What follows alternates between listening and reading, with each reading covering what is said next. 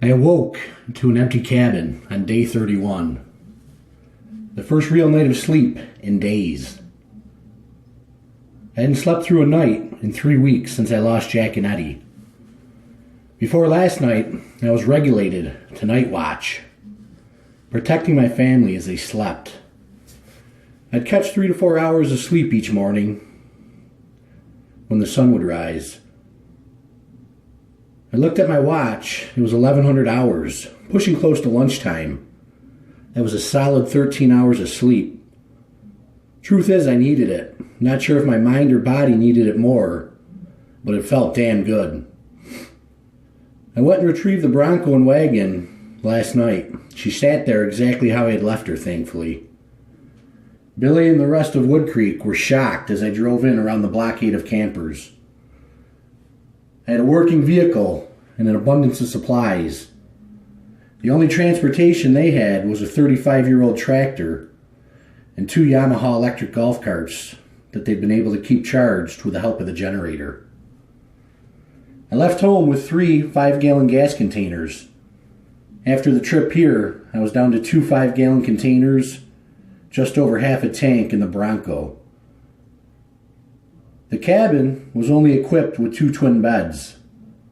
Not ideal for 5 people. I'd slept on one of the 3 air mattresses I'd brought along. As long as I had a supply of D batteries, I could keep it inflated. I could hear the 3 girls over on the playground swinging on the swings. I was grateful to see them smiling, having fun again. I grabbed some water from one of the 1-gallon Poland Spring bottles, lit up my first cigarette of the day, and stepped outside as the warm sunlight embraced my face. 31 days ago, when the grid went down, there were 2 things I kept an exact count of. How many rounds of ammunition I had, and how many packs of smokes I had. The number for the latter sat at 11 packs currently.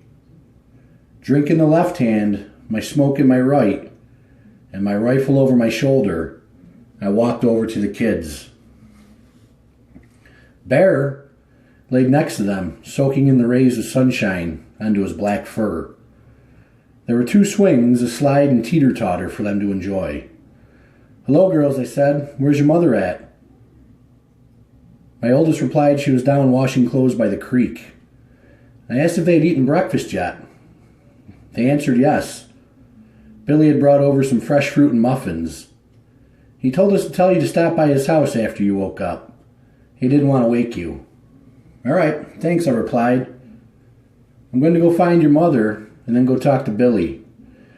Keep the walkie with you. Don't wander off anywheres without telling me." As I walked a short distance over to the creek, I saw a figure standing behind some trees, staring down at the water's edge, right where my wife was. It was Nate.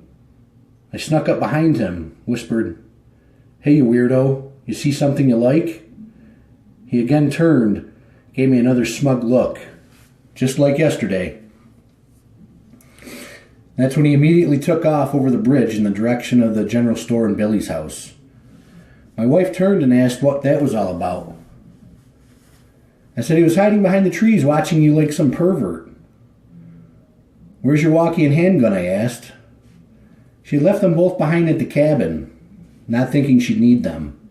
I told her, "You have to promise me, wherever you go, they go.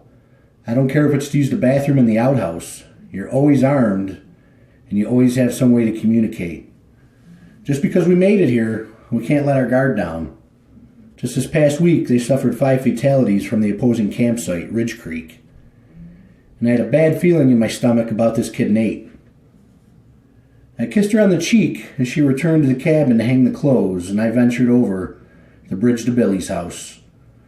On the other side of the bank was a group of people fishing. I said good afternoon as I walked by.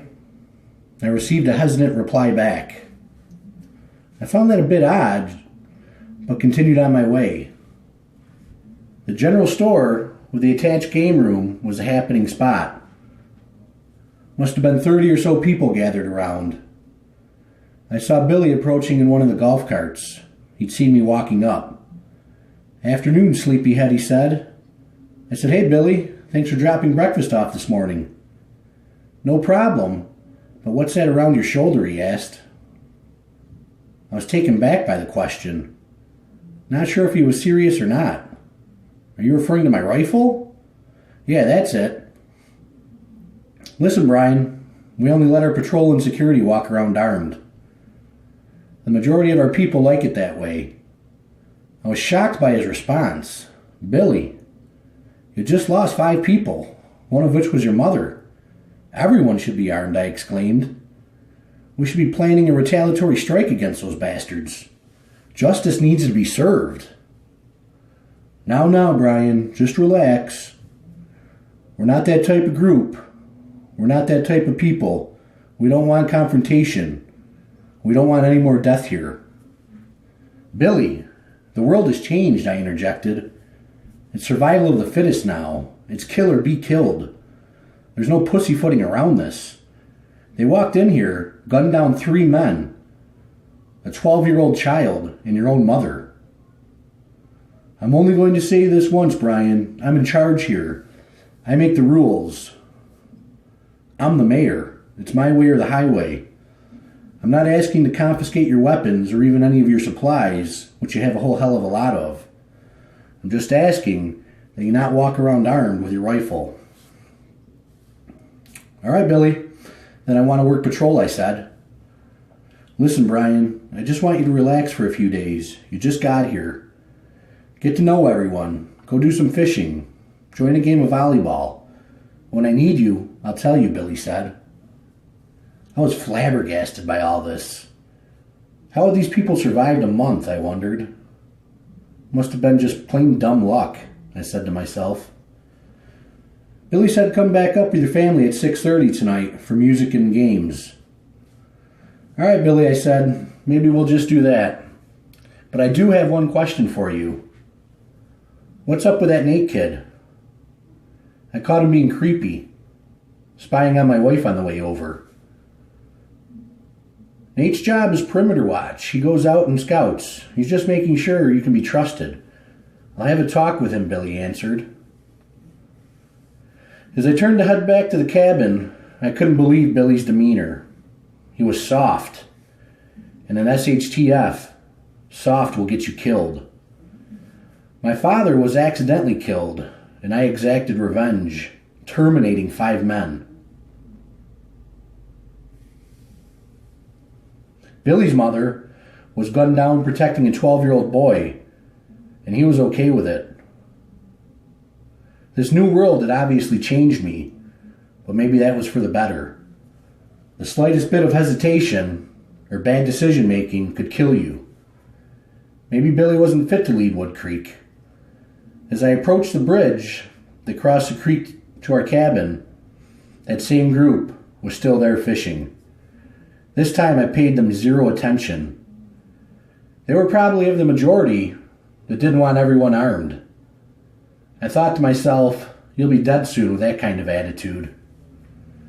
As I approached the cabin, I could smell the venison cooking over the fire, along with some fresh corn on the cob. "Surprise," my wife said. "Billy dropped us off when he brought the girls breakfast this morning." My mouth was watering. I hadn't had any meat in 4 weeks now.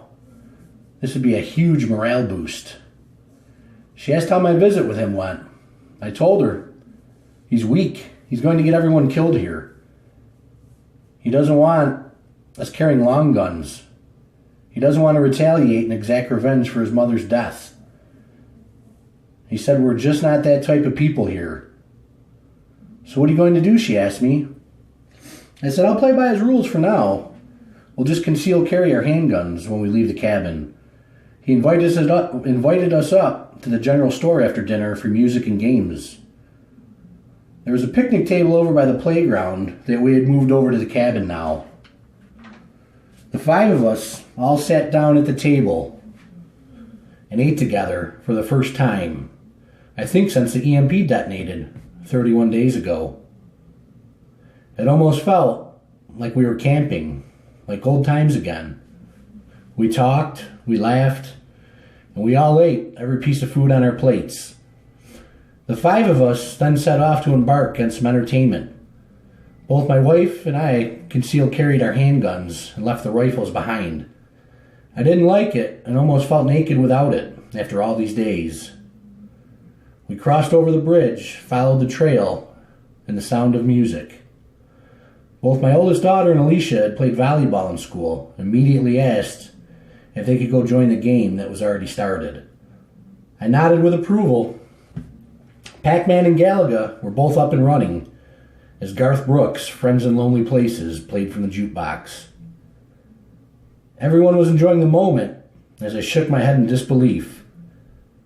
Just days after an invasion and the deaths of 5 people, these people carried on like nothing had ever happened.